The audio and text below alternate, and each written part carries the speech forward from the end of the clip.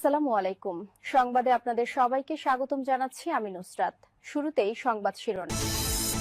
বাংলাদেশের সর্বশেষ গুরুত্বপূর্ণ আপডেট সংবাদে আপনাকে স্বাগত। শুরুতেই সংবাদ শিরোনাম, পরে বিস্তারিত।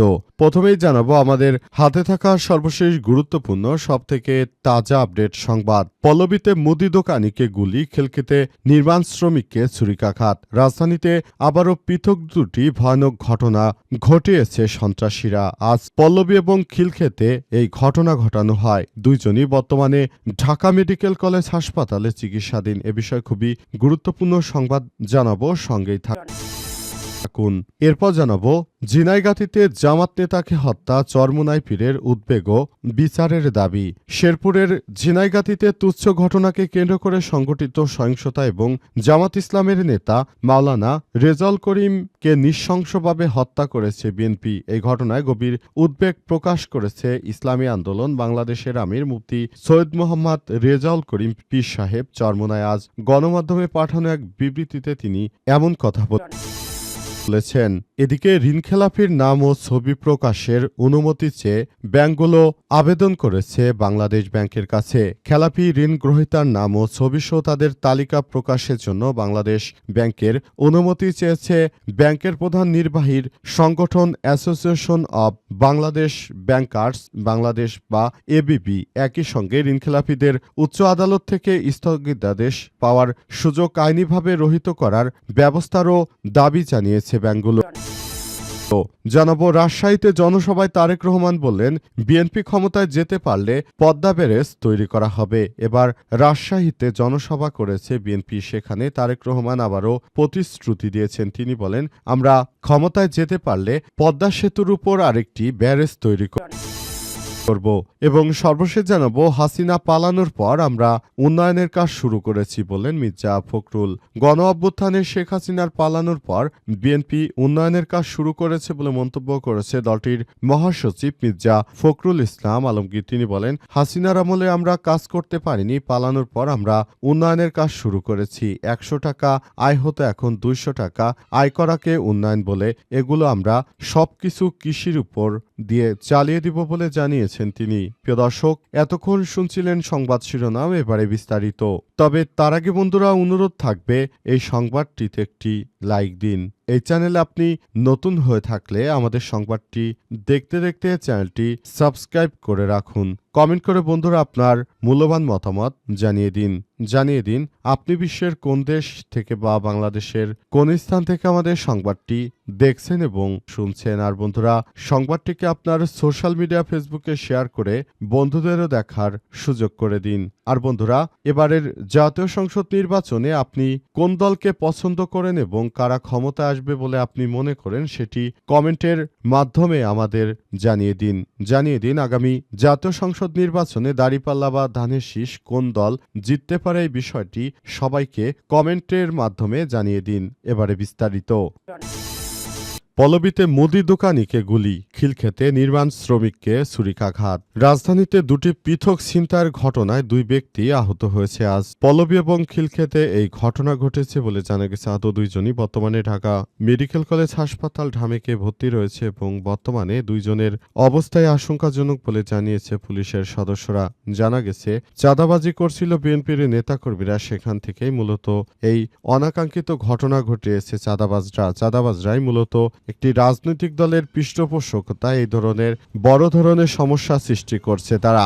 এই ঘটনার পর পুরো ঢাকা এখন থমথমে অবস্থা বিরাজ করছে। যার জায়গা থেকে সবাইকে আরও বেশি দায়িত্বশীল ভূমিকা পালন করার জন্য সরকারের পক্ষ থেকে বলা হলেও একটি বিশেষ রাজনৈতিক দলের কারণে মূলত এখন বাংলাদেশে এই ধরনের কর্মকাণ্ডগুলো হচ্ছে। সব কর্মকাণ্ড থেকে দেশের মানুষকে মুক্ত হতে হলে অবশ্যই আরও বেশি কাজ করতে হবে এবং নতুন বাংলাদেশ গড়ে তোলার মধ্য দিয়ে সবাইকে নিয়ে একটি সুন্দর বাংলাদেশ গড়ে তোলার জন্য প্রচেষ্টা অব্যাহত রাখতে হবে। সরকার এই ধরনের কর্মকাণ্ডকে যেন অন্য কোনোভাবে ঘুরিয়ে দিতে না পারে, সেজন্য সবাইকে আরও বেশি দায়িত্বশীল ভূমিকা পালন করতে হবে এবং সারা দেশে যারা ছিনতাইয়ের সঙ্গে জড়িত রয়েছে তাদের বিরুদ্ধে সর্বোচ্চ পদক্ষেপ গ্রহণ করছে আইন শৃঙ্খলা রক্ষাকারী বাহিনীর সদস্যরা।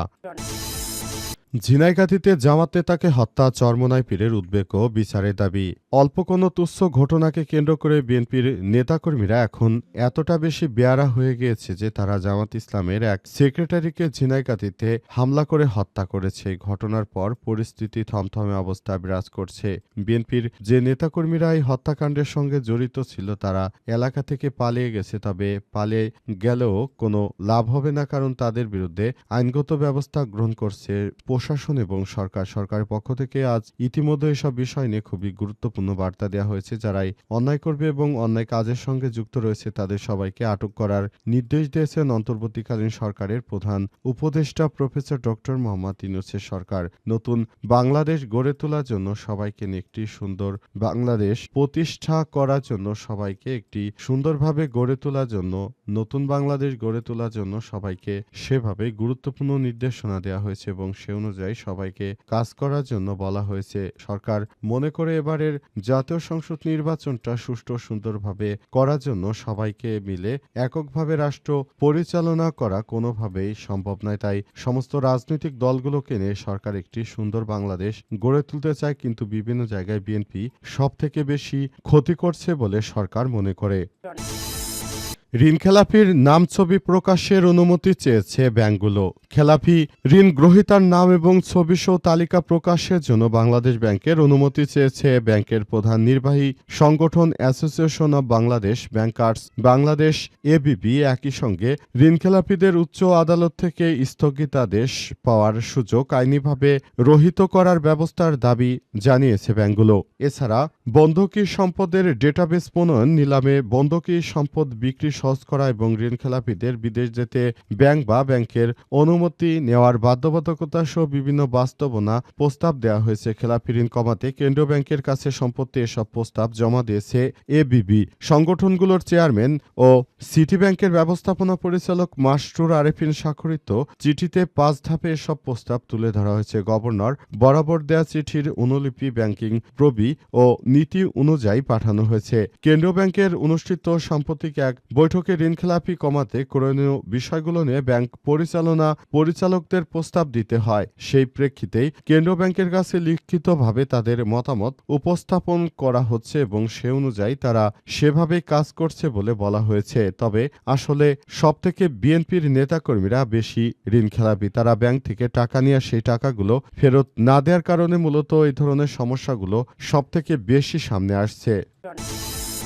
রাজশাহীর মঞ্চে তারেক রহমান বললেন, ক্ষমতায় যেতে পারলে আমরা পদ্মা ব্যারেজ তৈরি করব। যেভাবে তিস্তা ব্যারেজ তৈরি করেছিল তৎকালীন সামরিক সরকার, তেমনিভাবে রাজশাহীর মাদ্রাসা মাঠে জনসভায় মঞ্চে উঠেছে বিএনপির চেয়ারম্যান তারেক রহমান। তিনি বলেছেন, বিএনপি যদি ক্ষমতায় যেতে পারে তাহলে আমরা তিস্তার মতো একটি পদ্মা ব্যারেজ নির্মাণ করব। পদ্মা ব্যারেজ নির্মাণের মধ্য দিয়ে তারা মূলত বাংলাদেশটাকে নতুনভাবে সুন্দর জায়গায় নিয়ে যেতে চায়, কারণ বাংলাদেশে ফারাক্কা ব্যারেজের মধ্য দিয়ে এখন আর পানি আসতে দিচ্ছে না ভারতের সরকার। তাই বাংলাদেশের মানুষকে এখন বাঁচাতে হলে অবশ্যই পদ্মা নদীর নাব্যতা ধরে রাখতে হবে। সেজন্য ফারাক্কা এই পাশে পদ্মা ব্যারেজ তৈরি করার সিদ্ধান্তের কথা জানিয়েছেন তারেক রহমান। তবে আদতে তারেক রহমানের দেয় প্রতিশ্রুতি প্রকৃতপক্ষে বাস্তবায়ন হবে কি হবে না সেটি নিয়ে অনেকেই সংশয় এবং সন্দেহ প্রকাশ করেছে। অনেকেই বলছেন, তারেক রহমান এর আগে সবাইকে বিদ্যুৎ দেওয়ার কথা বলে সারা দেশে